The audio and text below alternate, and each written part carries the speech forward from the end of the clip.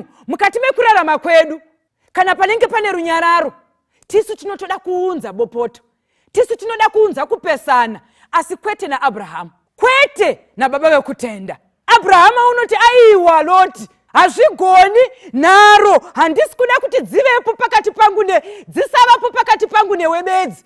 Aiwa, even napakati pevafudzi, vafudzi vako nevangu tiri hama, iwe neni tiri hama. Saka nharo ngadzirege kuvapo pakati. Mubvunzo wangu unoti, isu patinoita makakatanwa nehama dzekubereka, ndisi here tinenge tatanga makakatanwa aya kana kuti tinomatangirwa nevafudzi? Tisu here tinenge tatanga kupesana uku kana kuti tinotangirwa nevashandi? Vafudzi vanogona kureva chii mukati meupenyu hwedu? Vafudzi vanogona kumirira vabereki vedu chaivo vakatibereka. Munoziva here kuti nyaya zhinji mukati mekurarama, vanhu unonzwa vachiti handitauri nemwana wekababa mudiki.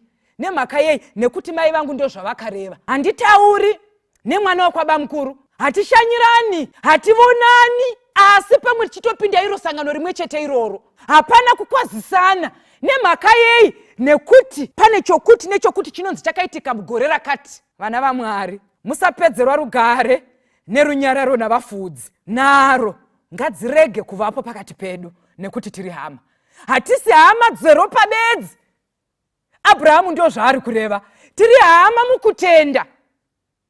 Muchaona kuti mukati merwendo rwechikristu vanhu vanogona kupesana, kungopesana maonero ekuti tadini tadai, chechi yadini yafamba negwara iri, vanhu votonetsana. Asi kunyange zvakadaro, nharo ngadzirege kuvapo pakati pedu, nekuti tiri hama.